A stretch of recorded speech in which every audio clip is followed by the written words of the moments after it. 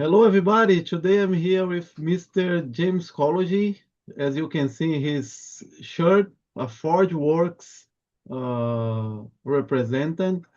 David Proven is a big friend. We did, I don't know if you know about it, James, but we put together the first New View seminar in place in South America in partnership with ForgeWorks and myself. We brought Todd Conklin, Sidney Decker, many big names, David Proven, Drew Ray, and others. So I'm really thankful for David and always available to conversations. And I'm a big fan of his work and you guys work.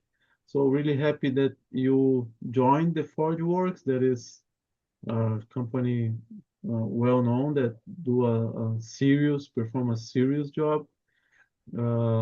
So thank you for accepting my invitation, and if you can describe a little bit your trajectory, your background, and how did you get where you are today? Yeah, thanks, Hugo. And it's yeah, I've been with ForgeWorks now for just over 12 months. Um, but again, David's a very good friend of mine. We've known each other since 2000, I think, when we were both a lot younger and a lot fitter, and we met in competitive kayaking.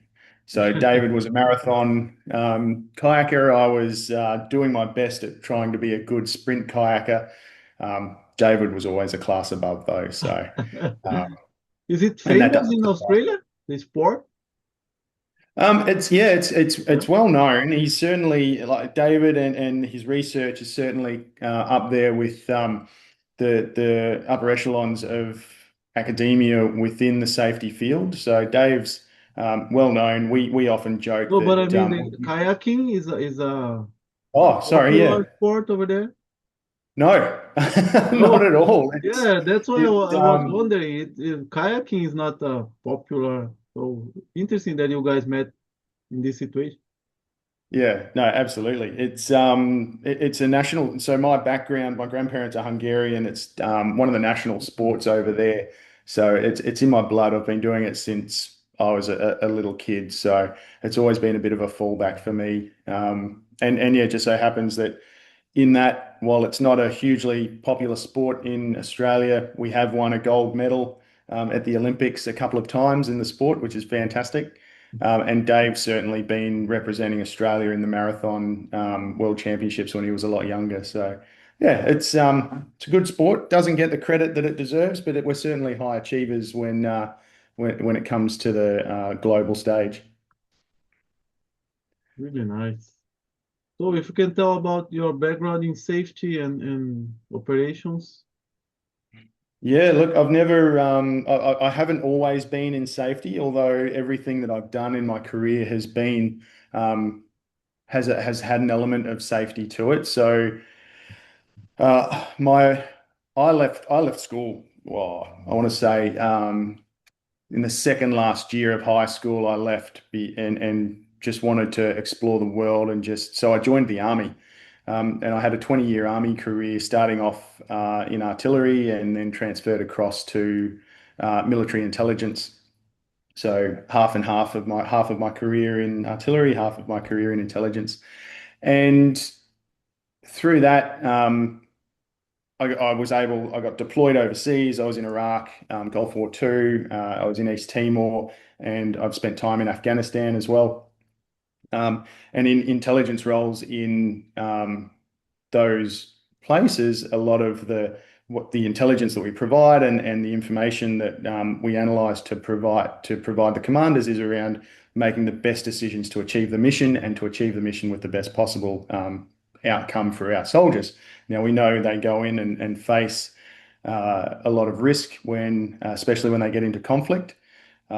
So having good tactics, having good information available to them to be able to have a successful mission is critical, and it really starts to frame, in my mind, while yes, what the information that we provide is about decision making, we also want it to be as safe as possible in probably the most dangerous situation on earth. Yeah. So Oh, you are a it's a veteran really, yes, yeah, from the army.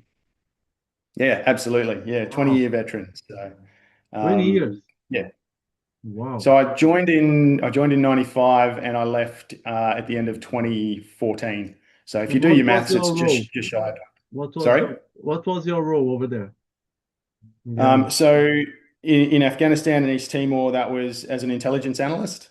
Wow.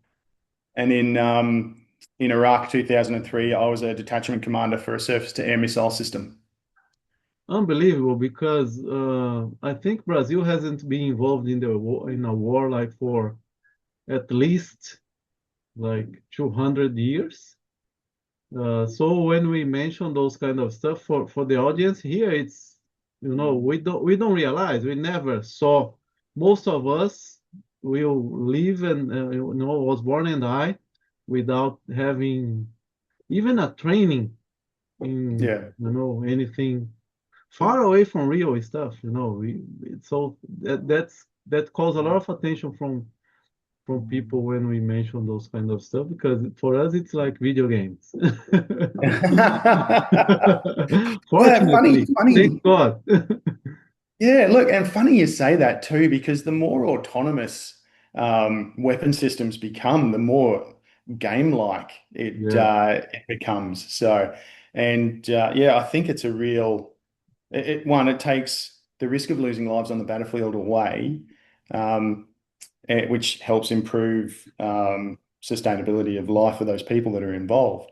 Mm. And I think if I step outside of my military background and look at what's going on around us at the moment, so much of the work that we're involved with is starting to introduce more advanced tech like AI, and things are becoming more autonomous. And I think it's amazing and it helps speed things up, but it also comes with risks.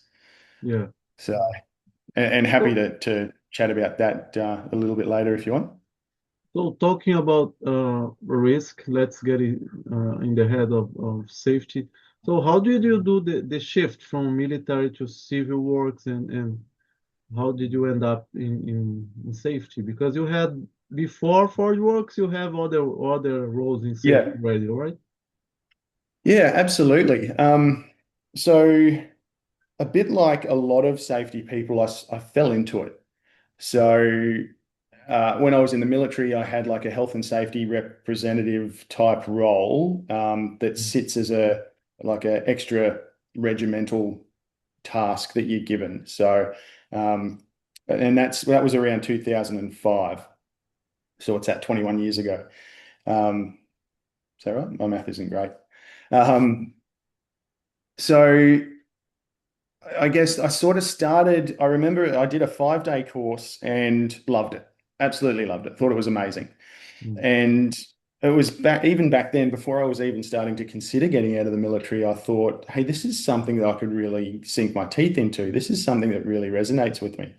And I don't know why it had such a positive impact on me, but as I started to explore that space, I found that it was the relationship with people that it exposed you to, and um, helping people to try and solve for better outcomes in the work that they do, even back then, I found was really quite uplifting in the work. So and again, as I said, I fell into safety. As I was looking at getting out of the military, I wasn't looking at going into safety. I was looking at going into outdoor recreation, and leading school groups overseas or leading tour groups overseas. But essentially, that role is still a safety role. Your technical safety in that. So whether it's whitewater kayaking, rafting, rock climbing, hiking, mountain biking, as the guide on that, as the expedition leader, you are the technical safety. Especially with school groups, you would have a couple of teachers come along who would be the pastoral care and maintain the school discipline rules, but they didn't have the safety understanding of the technical knowledge to keep people safe on these expeditions and these adventure activities. So I was doing those type of things on my annual leave while I was in the military, and I thought this is really good. I'm loving it.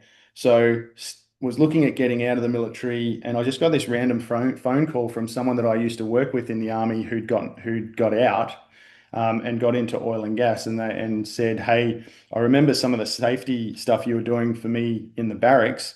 Um, do you want to come and do health and safety here with me in this oil and gas business?" And we had a bit of a chat about it, and yeah, I think within a day I said yes. So that was how my transition across.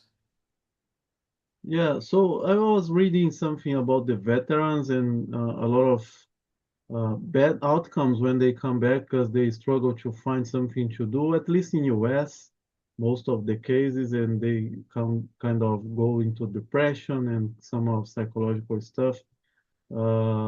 Is that the same scenario in Australia, or is it specific stuff from US? No, Because in your case, it was easier, fortunately, but have you heard about anything like this?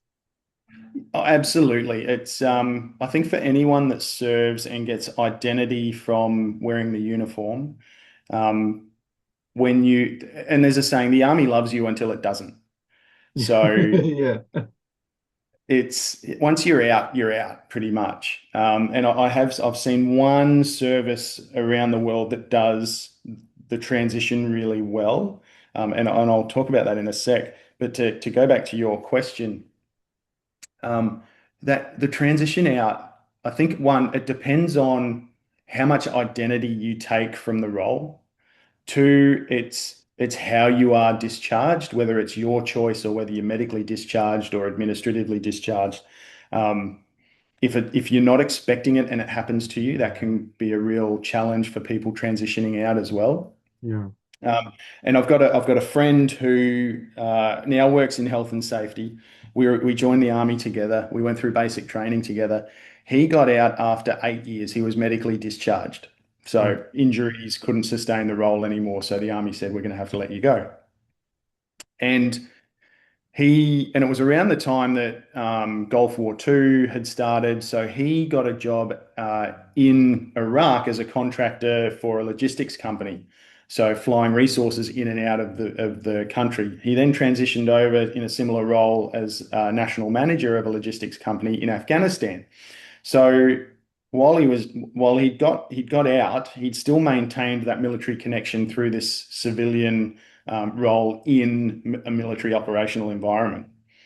It wasn't until he then finished up that, came home, he then started to really struggle because it was that sense of purpose that he had either in the military or working alongside the military that really gave him that sense of purpose and that sense of identity. So once he got out, he went from being the national manager of a logistics company in Afghanistan to just old matey, wow. um, who who no one really knew. So he he got some job. I think he ended up getting a job as a used car salesperson. Didn't really enjoy it. He was missing that real zest for life and excitement that he was getting through those other roles. So, and he really struggled. And it wasn't until we had a conversation and we got him into a safety role that he found that sense of purpose and he found that identity again, that he could do something that really helped people, impacted other people, and it meant something. Wow. So it absolutely exists. And I said I was going to say where I've seen it done well is the US Marines. So I don't know how much you know about the military, but here in Australia, once you're out, that's it. You don't get access back to the base unless you have to go to like the bank or something like that that's on base. But you lose access to your mess. So I got out as a sergeant. The day I left, I then wasn't allowed to come back into the sergeant's mess Wow. because I no longer had the uniform. I was no longer a member of the service. And that's where my social network was. So I lost that in a day. So for people that their whole connection is inside the military, that gets lost in an instant and that can really be impactful. What the Marines in the States do is you keep your ID card and you are still granted access into the mess that you were in when you got discharged.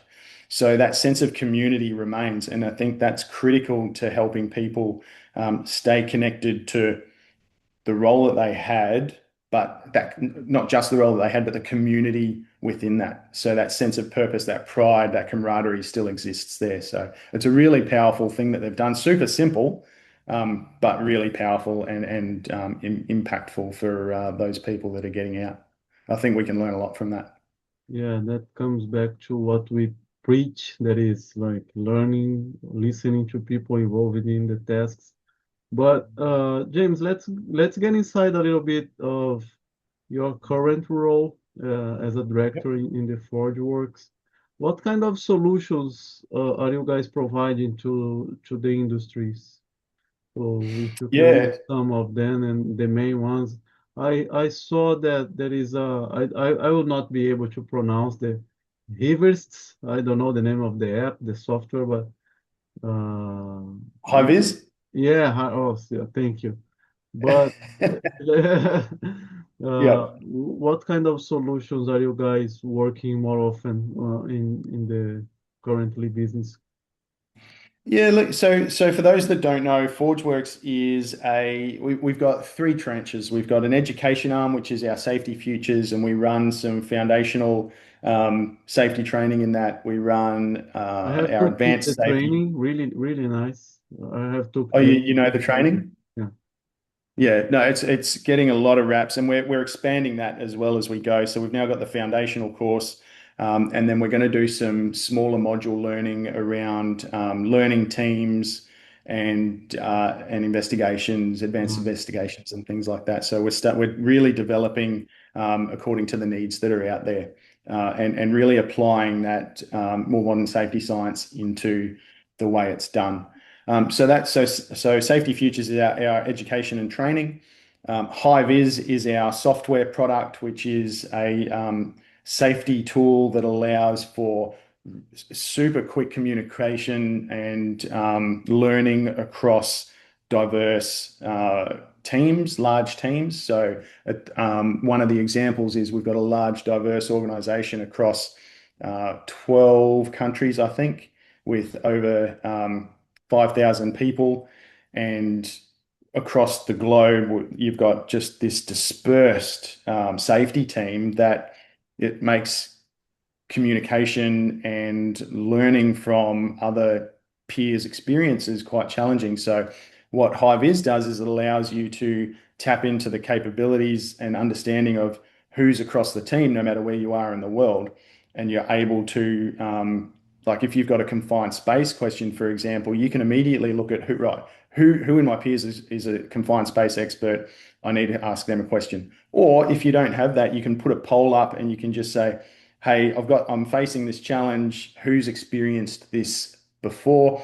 What do you do? So rather than have to wait or get on the phone or because of time zones, it's all there straight away and instant. You can get instant responses from people around the globe if they've got access to But their not only device. from your organization, from the whole community, whole users. If I put up a question over there, From people can. primarily safety professionals are the users. Ah, nice.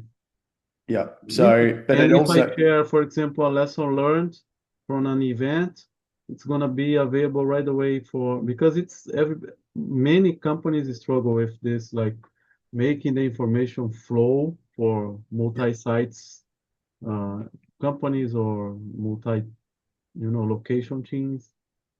yeah, absolutely right. It can turn those findings into global communications in the time it takes for you to write up a little comment on it. You can seek feedback on it. So it's really good at, and I'm going to be talking about this later today at another conference, but it's really good at helping people get the information they need to be able to make an informed decision quickly.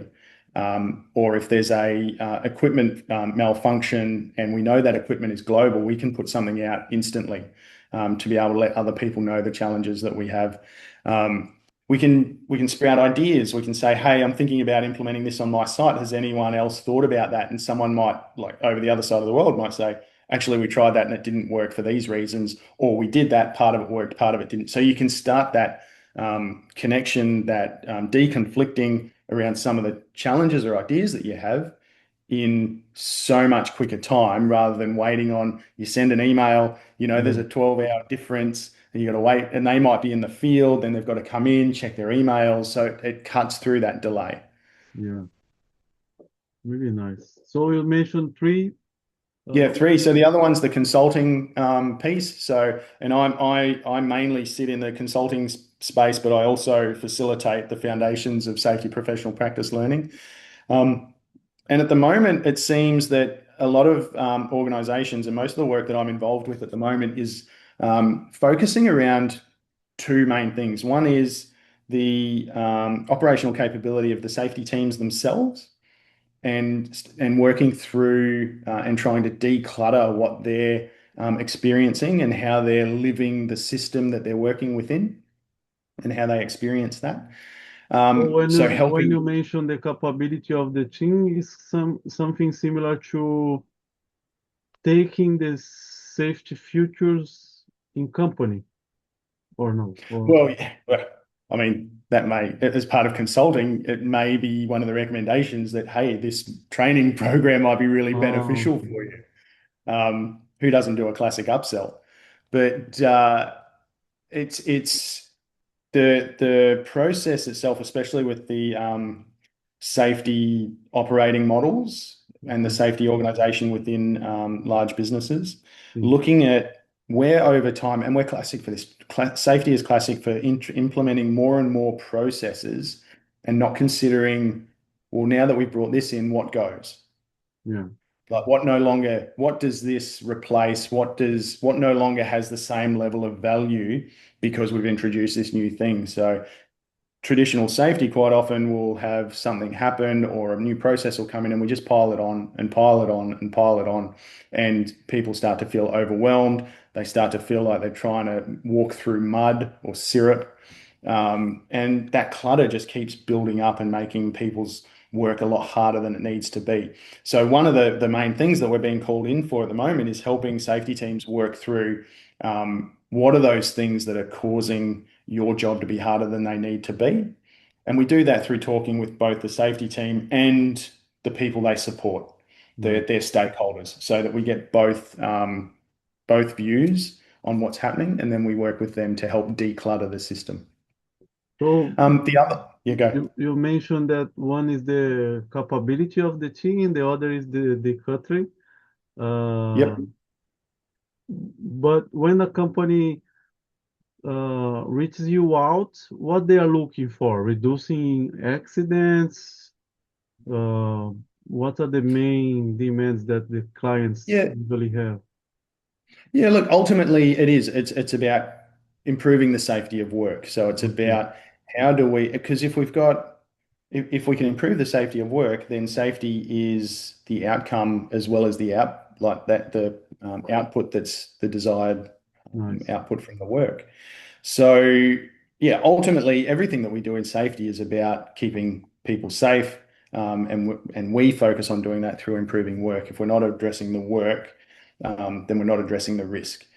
So, and if we can make those people who are there to help address the work and the risk by making their lives easier in how they do their work, then that's what we're being called in to do, to help remove those things that are causing frustration, that are causing people to maybe not be as engaged because they know it's harder than it needs to be. So where we can identify those things, we'll call them out and we'll work with the organisation and the safety team on how to remove that, how to build efficiency into what they do so that they're more effective for those people that they support, thus improving the safety of work.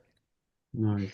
When you Um, say improving the safety of work, do you guys have a methodology or is it like tailor-made? You go there, you watch what's going on, and you suggest changes, or do you have some kind of framework that you apply? we've definitely got a framework, so I don't know if you're aware. I imagine you are. I should have it here somewhere. We do have the ForgeWorks blueprint. Oh yeah, Um, I so, translated the blueprint to Portuguese. The oh, Ford there you work. go. Yeah, I translated it for Portuguese.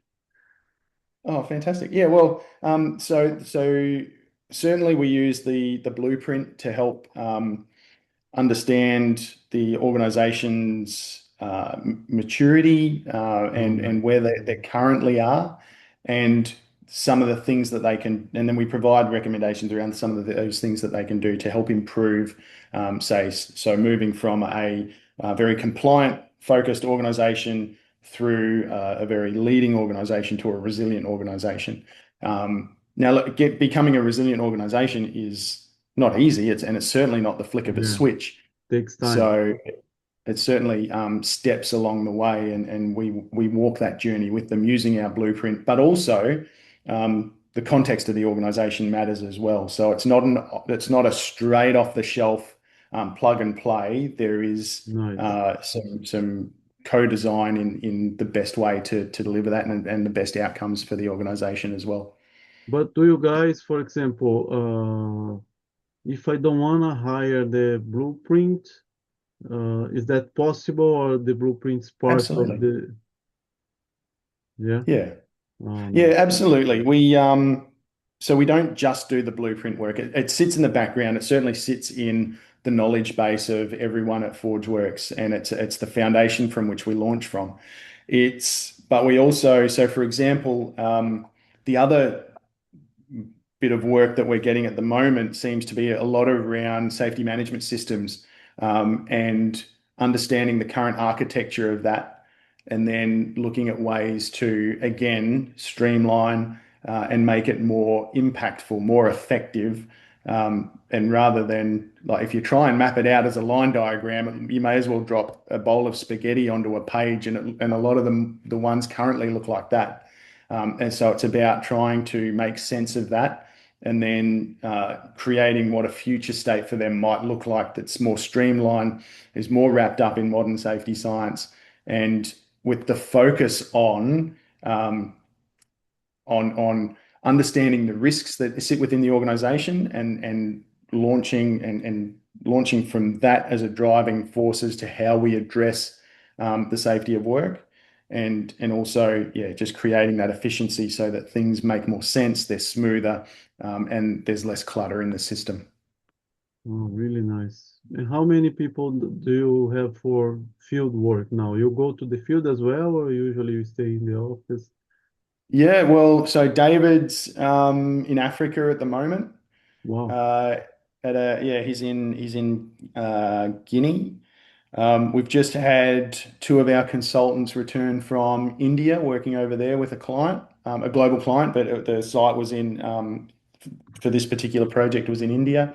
I'm currently doing a safety operational review, so that working with the safety team and understanding where they're at. I'm working with a global company, so headquarters in the Nordic countries, and but with facilities across the globe. So uh, I hope to get out to those sites at some point. At the moment, it's a lot of desk-bound and virtual calls like this. But yeah, we do get out into the field. We do like to rub shoulders with the people doing the work, because there's so much value in being present with someone and being able to, when you talk to them, see more than just like the tile on the screen. You see their body language. You pick up on all those non-verbal cues that they give off, and it really helps the communication piece and understanding what their lived experience is with the work that they do, so that what we pick up is has a lot more depth to it. Really nice. And do you guys have an active marketing, an active sales, or you just wait for clients to reach out? Because this is a Um, problem that most of the consultancies have. They don't know how to sell their products, you know? So that's why I'm and asking. absolutely. So we've just brought on board a full-time salesperson. Oh, nice. Um, yeah. So we realized, and I imagine, I don't know if this conversation's come out of a conversation that you've had with Dave, but we realized that as soon as work gets busy, sales drops off. And then you start to create this ebb and flow effect where there's not much work, you're heavy on the sales, but as soon as those sales are effective and the work comes in, then once that project's done, you've got no more work, or once that series of work's done, you've got no more work because you haven't been working on sales while you've been working on the project.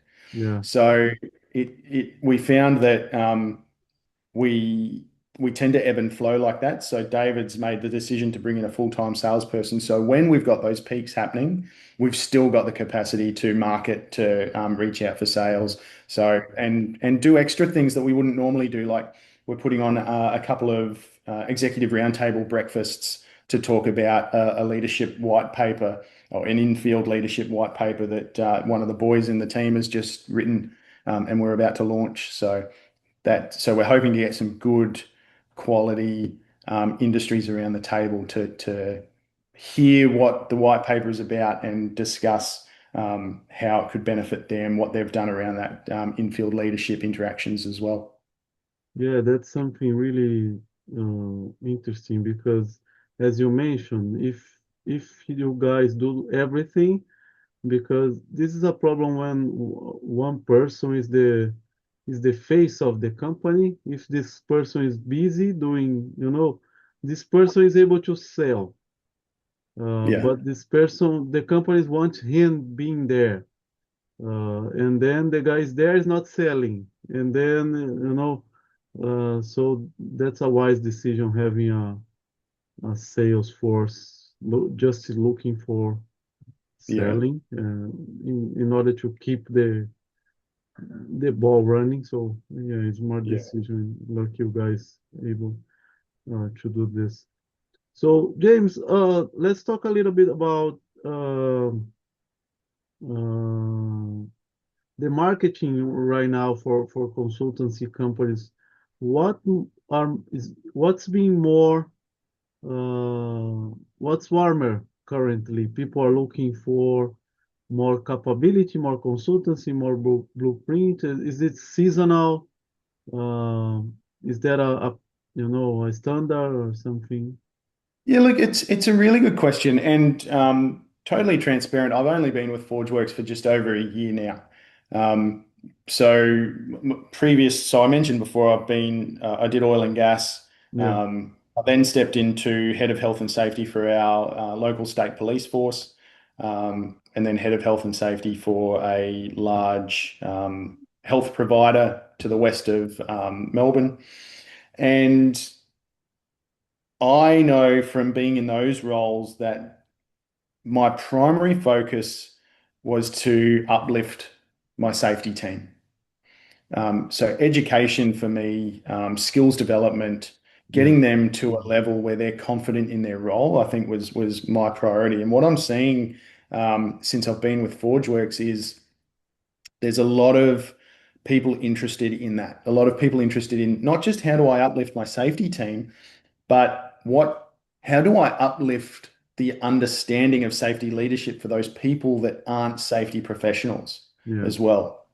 So, and that's one of the programs that we deliver is the safety leadership program, where we train up in-house, so the organization's own yeah. people to deliver the program. And so it's not just a plug and play external training provider. It's actually building capability within that organization as well to develop frontline safety leadership for non-safety professionals. It's a unique approach, but it's certainly getting a lot of accolades, and people are really finding it useful in uplifting their knowledge around safety when they're not when it's they've got accountability to it, but they don't have the education behind it. Really nice. So so Let's that's talk that's yeah. about your beliefs for safety. What kind of things that you think that works, uh, being this science based or not? So if you were a CEO, what things that you think that shouldn't miss in a safety system, or in the work of safety or the safety of work? Yeah, I think look,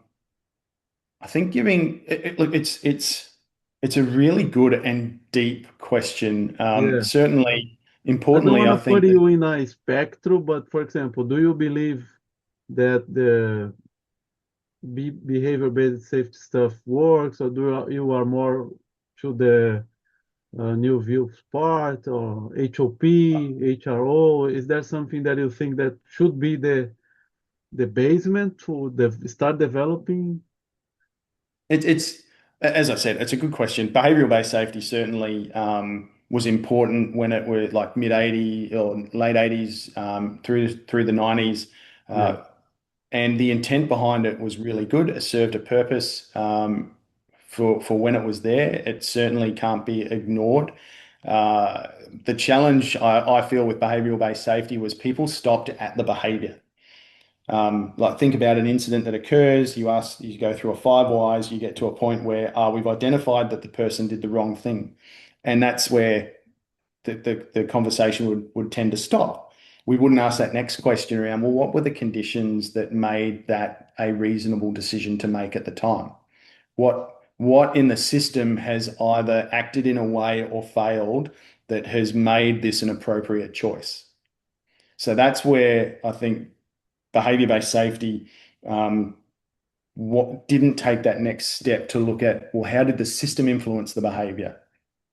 Good safety professionals will pick that up or like naturally and just be out of curiosity ask that next question. But I've certainly seen a lot of investigations in the past where it's stopped at just the behavior. So I'll give you a story. So I was in the hospital that I worked at. I had a safety person who got a phone call saying, we've just had someone burn themselves on some sterilizing equipment. And he's gone, all right, I'll be up there in a second. And he's hung up the phone and and he just started huffing and puffing. He was sitting behind me and I've gone, what's going on? I won't use his name. I nearly used his name. I won't use that. I said, what's going on? He said, oh, this sterilizing team, CSSD, they called it, they just don't use their PPE. It's there, it's available, but they just choose not to use it. And this was during COVID.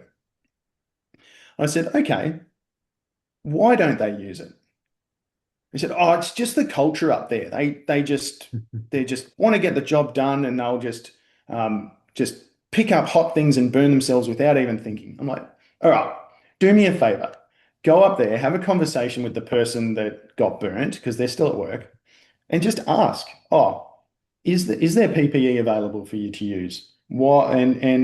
Um, what made it hard or what made it difficult to use that PPE in the moment?" So he huffed and gruffed. He said, "I don't need to. I know what's going on." I'm like, "Just humor me." I was only new in the role, leading this team. So he went off, was out for about an hour, came back and didn't speak to me. Like he just sat at his computer and started typing away. So I just waited a couple of minutes, nothing. So I turned around and I said, "So how'd the conversation go? What did you learn?" He said, "Well, the PPE was there." I'm like, "Yeah, okay, got that. You told me that before." Um, I said, why didn't they use it?" He said, "Well, the person who burnt themselves knew that the PPE, that the gloves that they needed were hanging on the door, but they didn't use it because they didn't know if they were clean." I'm like, okay, that's absolutely reasonable. We're in this pandemic. People are hypersensitive about transmission of germs. I can absolutely appreciate why, if they weren't sure if that was clean, that they wouldn't use it. I said, "So what did you learn from that?" He said, he said, "Well, they're just choosing not to use it." I'm like, "Oh, you're not getting it." So after a bit of back and forth, I was able to communicate that it's not just the behavior, but it's the conditions under which people, the, this, the conditions under which creates the environment for people to make or not make a decision. And I mean, it was a simple fix. It's like just put a label up on next to the PPE to say whether or not it's clean, or have a bin for dirty PPE, and then you know only clean PPE is being hung up. But yeah, I thought that was a so long answer to your question. Behavioral-based safety certainly had its time. I am very much leaning into operational learning. I really like the resilience engineering approaches. Certainly HOP and HRO are really good philosophies and approaches to how we do um, safety. I certainly like. I know there are organisations that are starting to go away from HOP language, for example. because it's great for safety people, but it may not translate well to the front line. So it's then about, well, what is it? How can we still achieve the same thing, but using language that resonates with those people doing the work? Really So nice. yeah. So Yeah. that was a big waffle. Yeah, no, but it's the same for me. I don't think there is a one silver bullet for everything. It's gonna be a mix of philosophy and learning and everything that operational learning and operational excellence. And so that's why our job is not easy. You know, No, that's my thought. James, doesn't look like, but the time is flying. So I know. 45 minutes. I don't think people will listen us more than than this. So I All right. wanna summarize our conversation with something that you wanna mention. So feel free to close down our conversation, doing marketing, what kind of solutions you guys can provide, and feel free to Yeah. wrap up. No, thanks, Hugo. I really appreciate it.